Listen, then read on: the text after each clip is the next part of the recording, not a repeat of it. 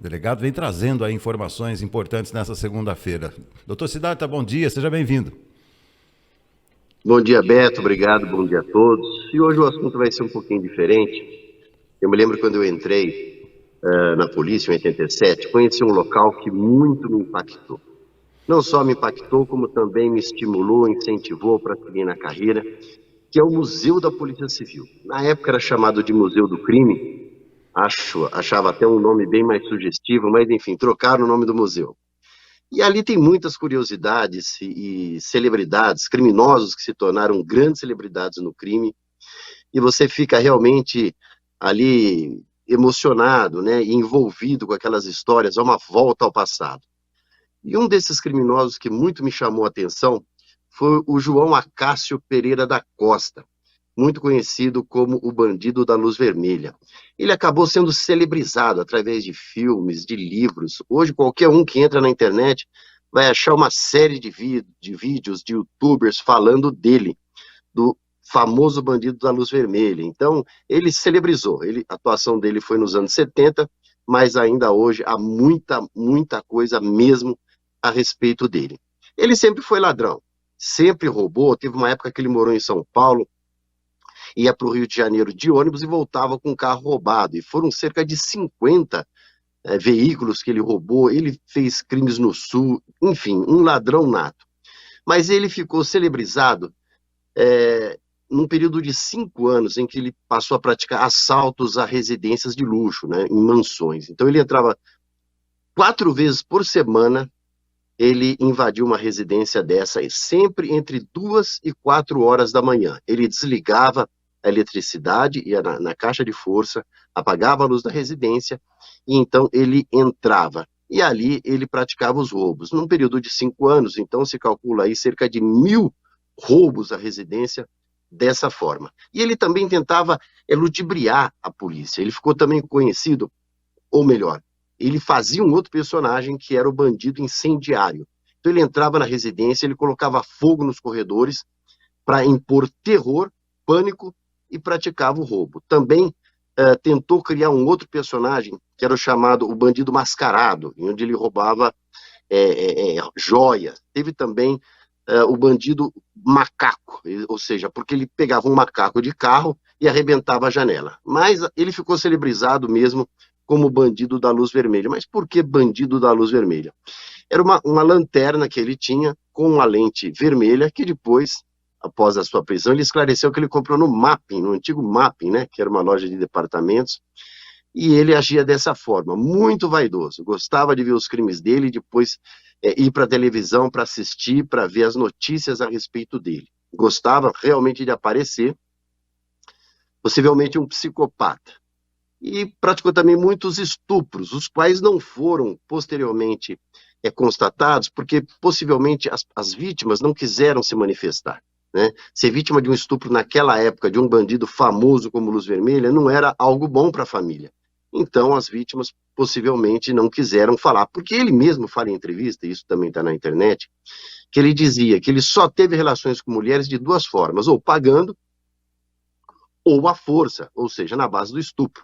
Até porque essa coisa do pagando é porque ele pegava o dinheiro dos roubos e ia se divertir, e ele mesmo falou isso várias vezes. Ele pegava o dinheiro para depois ir para casas, para boates, né, gastar com as prostitutas, era a vida dele, pegar o dinheiro para comprar carrão e curtir a vida. Então, o que ficou confessado após a sua prisão foram 4 homicídios, 7 tentativas de homicídio, e 77 roubos, o que lhe rendeu aí um total de 351 anos de cadeia. Mas isso não é nada perto dos roubos que ele praticou anteriormente. Essa é uma parte, só do que ele foi condenado,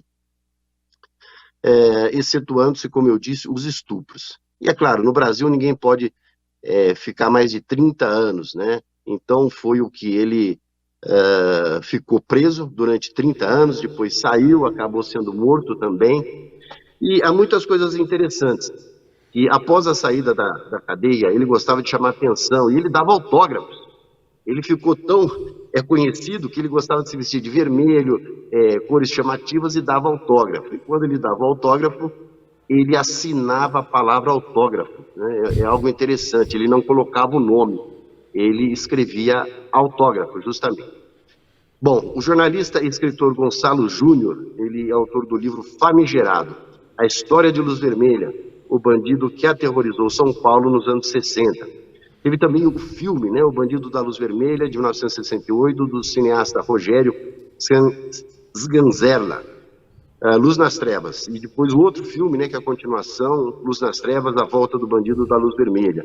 Foi tema também do Linha Direta, de música do Grupo IRI, enfim. Há uma infinidade de outros livros que saíram depois. E é interessante, né, como que esse marginal, esse criminoso terrível, acabou se tornando uma celebridade. Também no crime acontece isso.